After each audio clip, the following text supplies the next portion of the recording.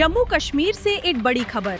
PDP president Mehbooba Mufti ने US president Donald Trump और Israeli PM Benjamin Netanyahu के posters जलाकर तीखी नाराजगी जाहिर की है।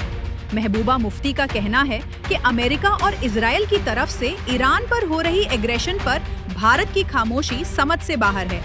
उन्होंने याद दिलाया कि जब इंडिया पर न्यूक्लियर टेस्ट की वजह से सैंक्शंस लगे थे, तब ईरान ही था जो न्यू दिल्ली के साथ खड़ा रहा था। मुफ्ती ने कहा कि एक डेमोक्रेटिक मुल्क होने के बावजूद इंडिया की लीडरशिप ने ना इस पर कंडेमनेशन की और ना ही ईरान के लोगों से ताज़ियत का इजहार किया।